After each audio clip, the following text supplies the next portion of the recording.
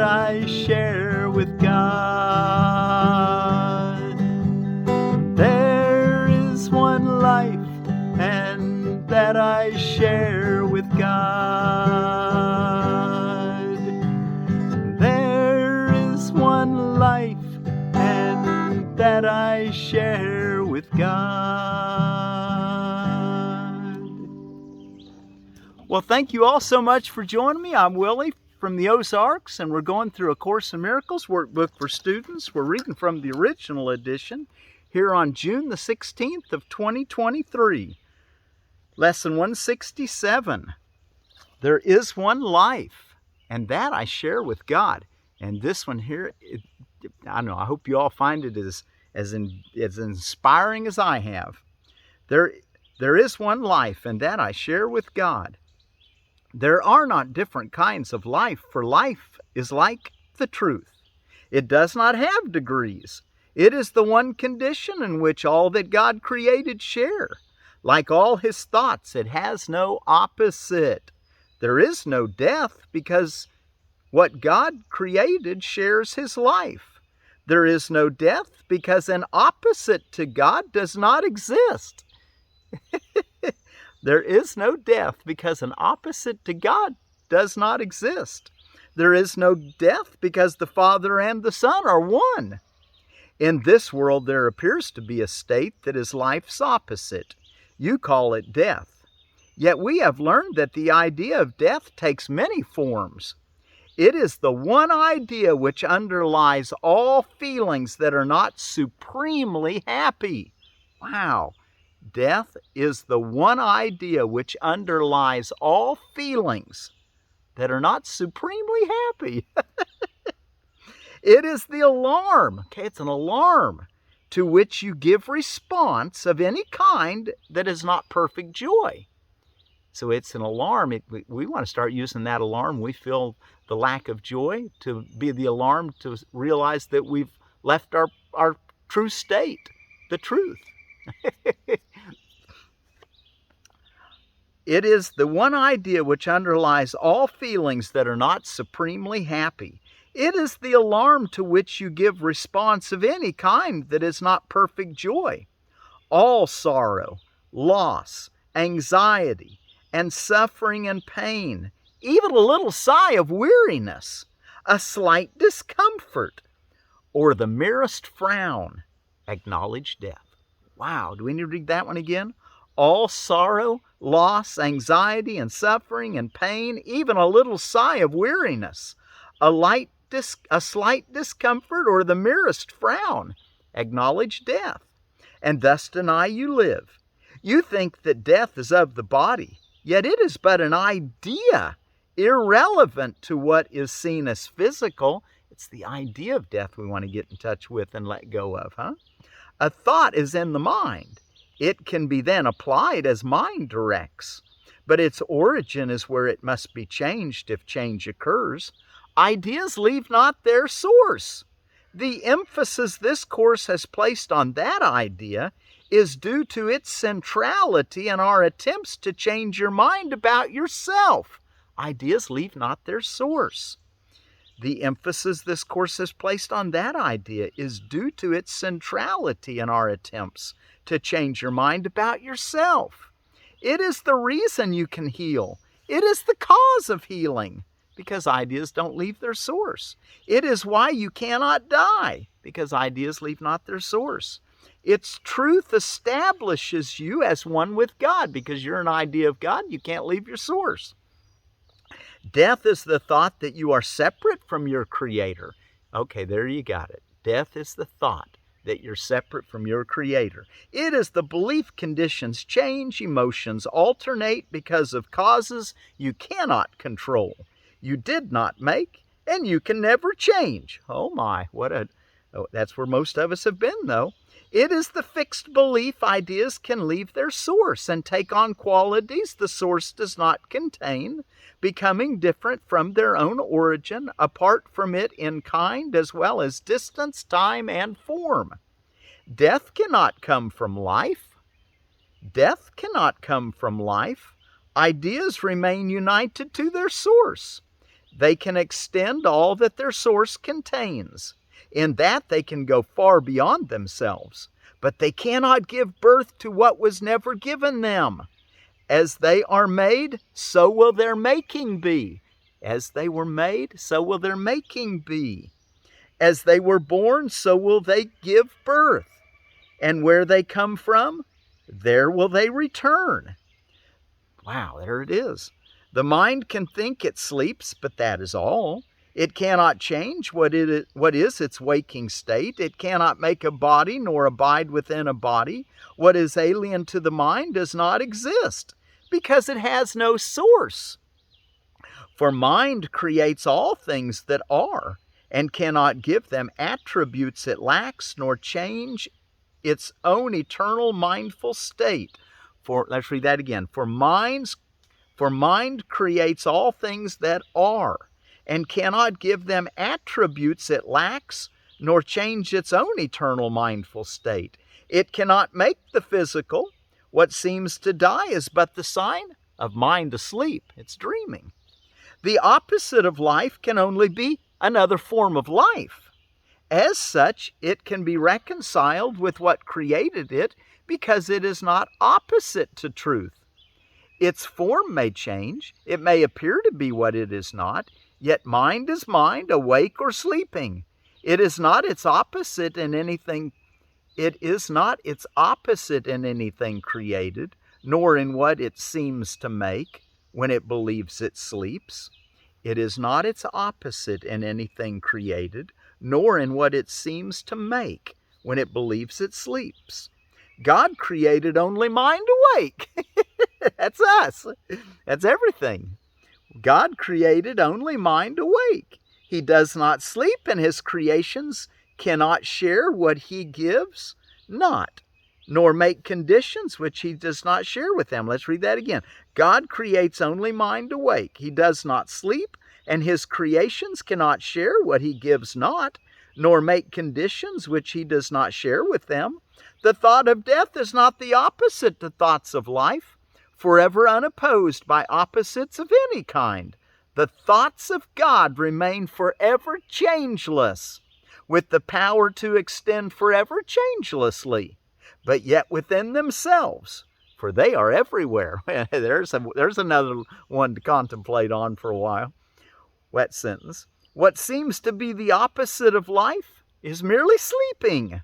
When the mind elects to be what it is not and to assume an alien power which it does not have, a foreign state it cannot enter, or a false condition not within its source, it merely seems to go to sleep a while.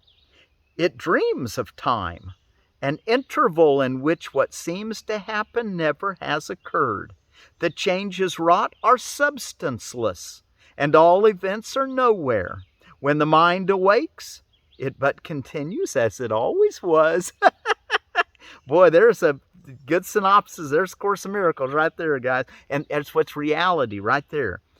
It dreams of time, an interval in which what seems to happen never has occurred. The changes wrought are substanceless, and all events are nowhere.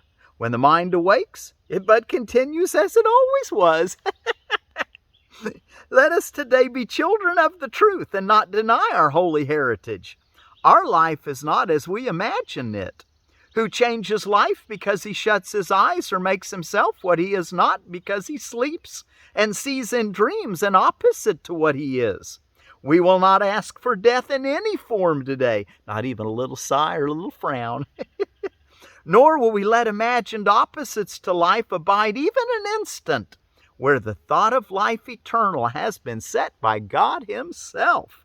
His holy home we strive to keep today as he established it and wills it be forever and forever.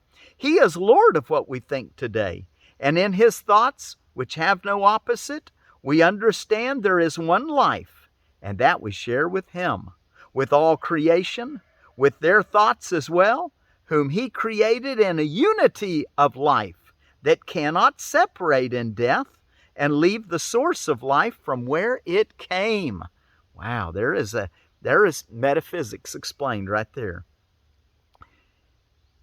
His holy home we strive to keep today as he established it and wills it be forever and forever. He is Lord of what we think today. And in his thoughts, which have no opposite, we understand there is one life, and that we share with him, with all creation, with their thoughts as well, whom he created in a unity of life that cannot separate in death and leave the source of life from where it came.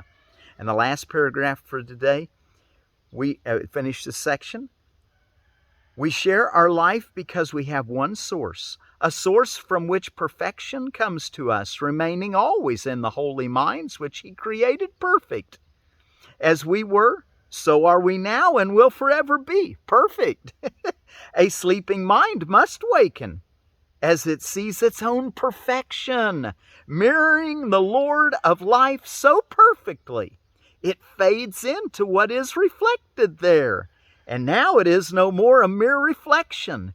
It becomes the thing reflected, and the light which makes reflection possible. No vision now is needed, for the wakened mind is one that knows its source, itself, its holiness. That's that little holy instant that's a picture in time, because you take time to enter into it. But once you get there, you're in reality that doesn't have a frame or border. Okay, there is one life, and that I share with God. And the other reading we're going to do today in the text, chapter 17, the forgiveness and healing, section 9, the conditions of forgiveness, is just as exciting. Really wonderful. And it's only a page or so long. So we'll get to it in just a minute. What on earth is going on today? It's Bloomsday in Ireland, when James Joyce introduced his book. Big festivals in Dublin. Fresh Veggies Day. That ought to be every day. Lots and lots of fresh vegetables. International Day of Family Remittance, and that's a UN kind of holiday, recognizing immigrants and migrant workers. International Day of African Child. Ladies' Day, that's in basketball. National Flip-Flop Day. You got some flip-flops? It's summer. Celebrate the carefree fun of summer. National Fudge Day. National No Orange Clothes Day. And in 1784, the estates of Holland were trying to suppress a rebellion, and they said you can't wear any orange clothes today. Evidently, the rebellion was an orange color. And now it's Holland and orange. I think, is it green and orange? Anyway, orange is notable in their maybe the rebellion one's one that I haven't studied the history of that. Okay, take back the lunch break. Just take a little moment, and for us Course in Miracles students, take 5 at least at lunch, and go into the silence. Find your holy instant. That's bread that some disciples know not of, that we want to share it with them. Ugliest Dog Day. Of course, ugly, that's just a matter of perception, isn't it? Ugly can be beautiful. And actually, there really isn't any ugly as we're learning to see the beauty in everything. Wear Blue Day. Boy, you had no Orange Day. Now it's Wear Blue Day, which recognizes the health of men and boys. Wish Fulfillment Day. I looked up the word in psychoanalytic theory. The gratification in fantasy or in dream of a wish. Wish Fulfillment Day. Work at Home Father's Day. Well, that'd be nice for all of us to be able to work at home as Father's Day. I've never been able to stay here all the time, but I stay here a lot now. World Series Day. International Waterfall Day. National and I'd love to go. We'll do some videos with waterfalls in the background. I've done a few, but get to traveling. Right now, I'm not doing a lot of traveling. National Fudge Day. I just said that. And Arborist Appreciation Day. We thank you, all those tree climbers and people who knows how to care for trees. And then I also wanted to tell you about, and I found all those things on Woman's Day and holidays and observances. And in the Gurney's catalog, I want to tell you about another Everbearing strawberry, and it's the Albion, symmetrical Large berries have intense red color inside and out. Beautiful appearance is matched only by their exceptionally sweet taste. Excellent disease resistance and very heavy yields. Self-pollinating zones 4 through 8. Well, there you go. The Albion, and that's it's a Fragaria genus, and it looks like it's a cross of an Anasa and a Dutch. And also, I wanted to mention to you that it's plant patented. It was patented in 2022, and so the plants last for 17 years. So if you plant it anytime between 2035, be sure that you make the proper steps to pay the royalty to the royalty owner of the Albion strawberry. That's why I just like to kind of plant just open sourced plants, non-patented ones, or ones that have expired their patents, so that you don't have to go to all that effort. Okay, and then one other thing. The other side NDE, a Daniel Berdichevsky.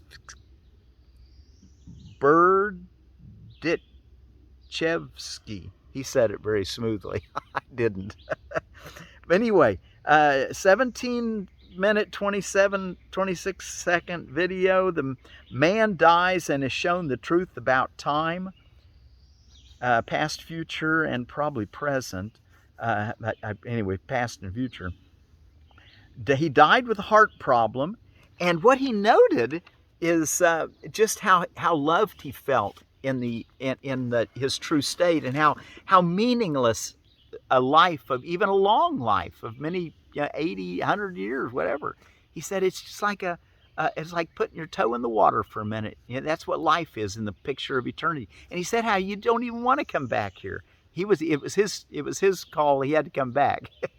But anyway, just how that it's such our home. It's our loving place where we're outside time, and we're not bound by all of the restraints of this illusion, of this dream. Okay, let's go take a look at the condition of forgiveness. And keep in mind today, there is one life, and that I share with God. Be sure to do your 2 extended periods, one in the morning of at least 5 minutes. 15 is what I'd encourage you to do, but you may not be feeling good at that. Just do it at least your 5, and do it again in the evening. And throughout the day, bring it to your memory. There is one life, and that I share with God. Enter into those holy instances, which is reality. Okay, the conditions of forgiveness. Paragraph 74 in chapter 17. The holy instant is nothing more than a special case or an extreme example of what every situation is meant to be. Okay, got it? I'm going to say it again. The holy instant is nothing more than a special case or an extreme example of what every situation is meant to be. The meaning which the Holy Spirit's purpose has given it is also given to every situation. It calls forth just the same suspension of faithlessness, withheld and left unused, that faith might answer to the call of truth. The holy instant is the shining example, the clear and unequivocal demonstration of the meaning of every relationship and every situation seen as a whole. Faith has accepted every aspect of the situation. Have you done that with your faith? Accept every aspect of every situation. Just let things be. I love that song, Let It Be, Let It Be. Faith has accepted every aspect of the situation, and faithlessness has not forced any exclusion on it. It is a situation of perfect peace simply because you have let it be what it is. Perfect peace because you just let things be what they are, and you're supported and cared for, part of the one, not dreaming of illusions. This simple courtesy is all the Holy Spirit asks of you. It's a courtesy that he asks. Let's read it again. Faith has accepted every aspect of the situation, and faithlessness has not forced any exclusion on it. It is a situation of perfect peace simply because you have let it be what it is. This simple courtesy is all the Holy Spirit asks of you. Let truth be what it is. Do not intrude upon it and do not attack it. Do not interrupt its coming. Let it encompass every situation and bring you peace. Let it encompass every situation and bring you peace. Not even faith is asked of you, for truth asks nothing. Let it enter, and it will call forth and secure for you the faith you need for peace. But rise you not against it, for against your opposition it cannot come. Wow. Thing that keeps us from being awake is our opposition to being awake. Just let things be. Accept things calmly. You'll wake up. Holy Spirit asks that simple courtesy to just allow things to be. And to believe that it's all okay. Have faith in what is. Paragraph 76. Would you not want to make a holy instant of every situation? For such is the gift of faith, freely given, whenever faithlessness is laid aside unused. And then the power of the Holy Spirit's purpose is free to use instead. This power instantly transforms all situations into one sure and continuous means for establishing His purpose and demonstrating its reality. What has been demonstrated has called for faith and has been given it. Now it becomes a fact from which faith can no longer be withheld. The strain of refusing faith to truth is enormous and far greater than you realize. But to answer truth with faith entails no strain at all. Let's look at that one again. The strain of refusing faith to truth is enormous. The strain of refusing faith to truth is enormous and far greater than you realize. But to answer truth with faith entails no strain at all. 77. To you who have acknowledged the call of your Redeemer, the strain of not responding to His call seems to be greater than before. This is not so. Before the strain was there, but you attributed it to something else, believing that the something else produced it. Well, this was never true, for what the something else produced was sorrow and depression, sickness and pain, darkness and dim imaginings of terror, cold fantasies of fear, and fiery dreams of hell.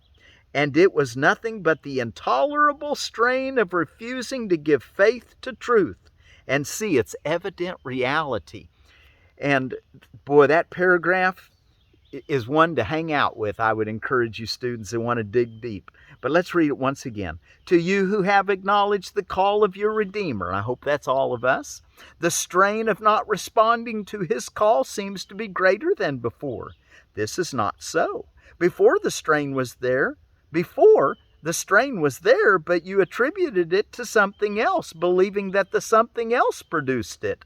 This was never true, for what the something else produced was sorrow and depression, sickness and pain, darkness and dim imaginings of terror, cold fantasies of fear, and fiery dreams of hell.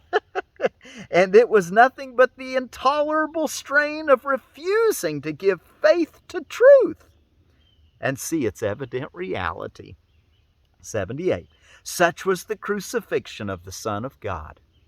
His faithlessness did this to Him. Think carefully before you let yourself use faithlessness against Him.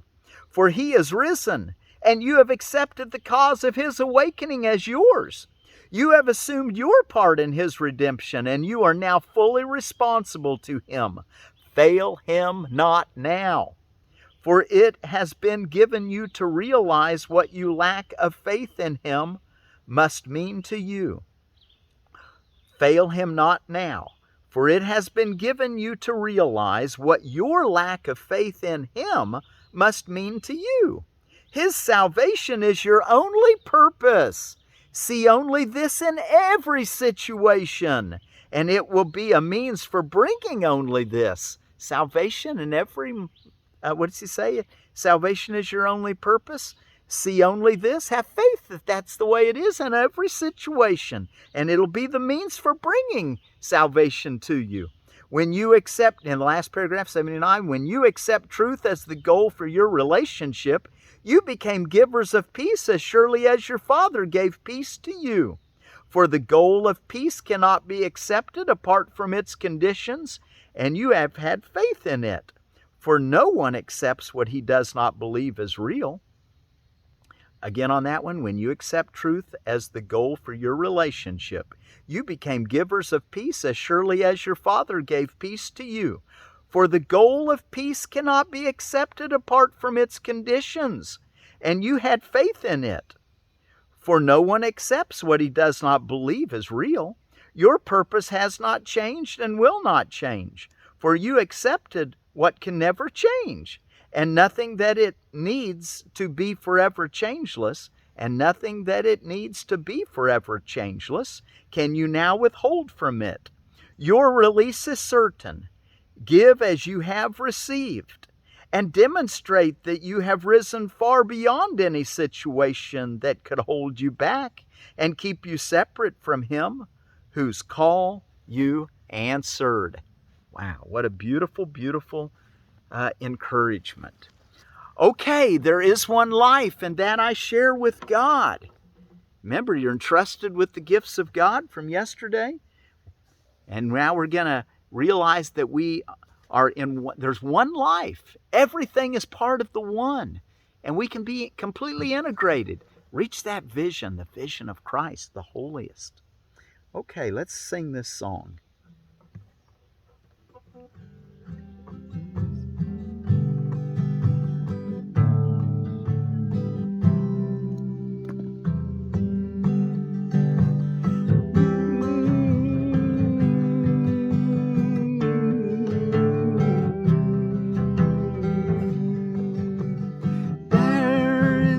Life, and that I share with God.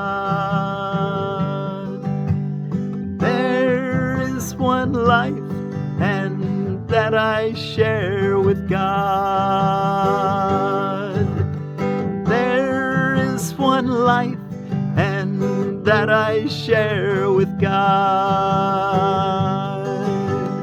There is one life, and that I share with God. There is one life, and that I share with God. There is one life, and that I share with God. There is one life, and that I share with God. There is one life, and that I share with God.